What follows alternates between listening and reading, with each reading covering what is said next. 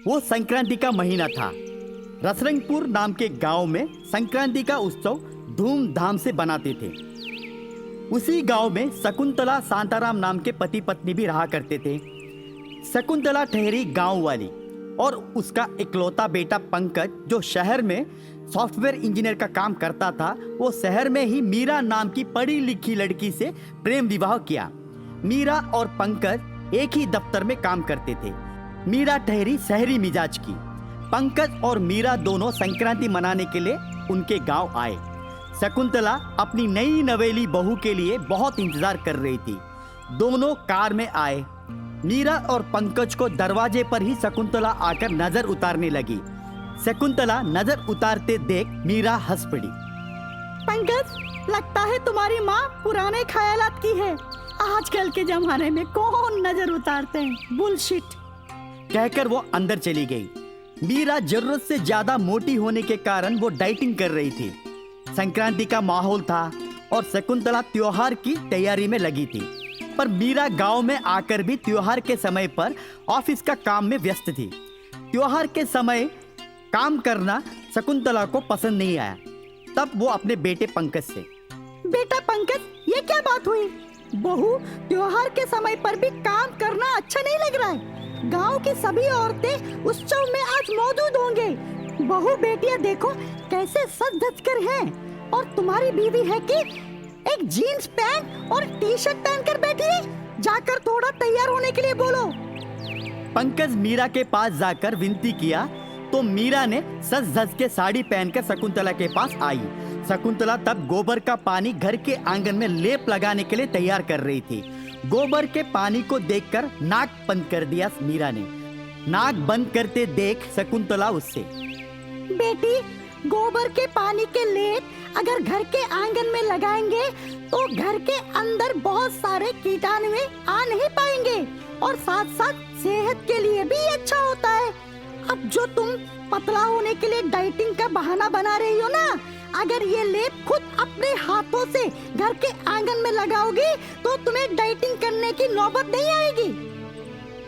मीरा शकुंतला की बात सुनकर प्रभावित हुई और वो खुद आंगन में गोबर का पानी का लेप लगाए।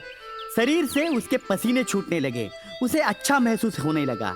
शकुंतला आंगन में रंगोली लगाने के लिए तैयार हो रही थी, तब मीरा उसे रोककर, माँ जी, आजकल तो रेडीमेड रंगोलियाँ बाजार में मिल रही, मैं लेकर आई हूँ। एक बार चिपकाओगे तो तुरंत रंगोली बन जाएगी।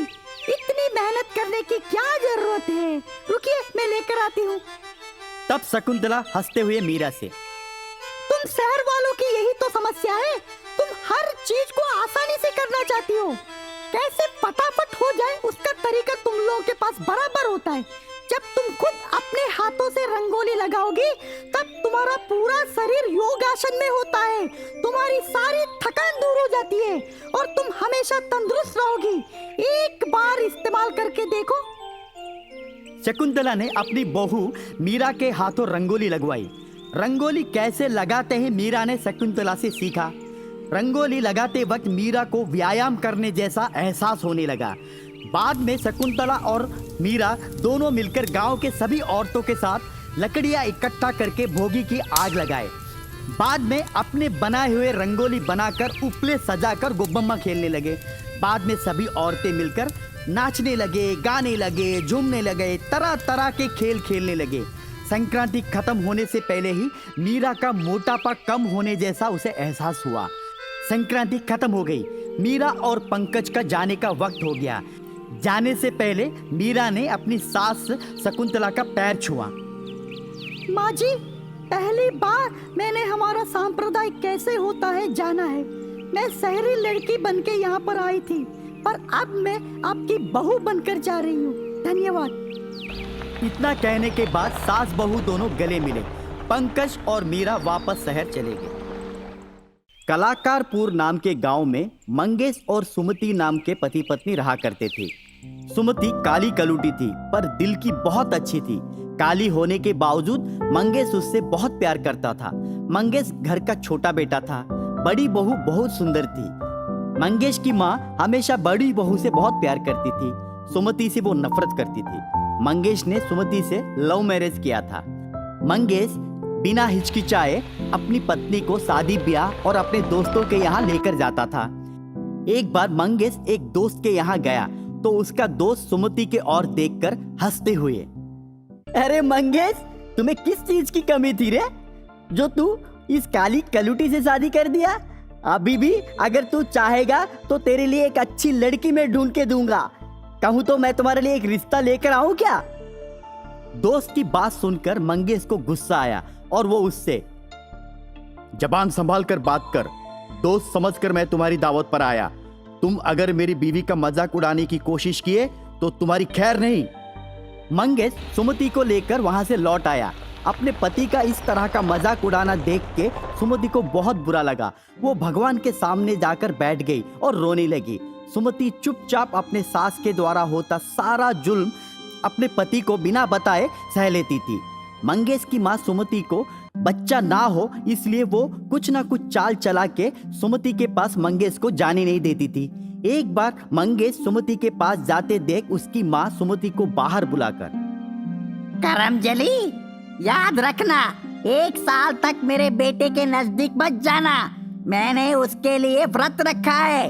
अगर तू उसको अपने करीब आने देगी तो याद रखना उसकी जान का खतरा है।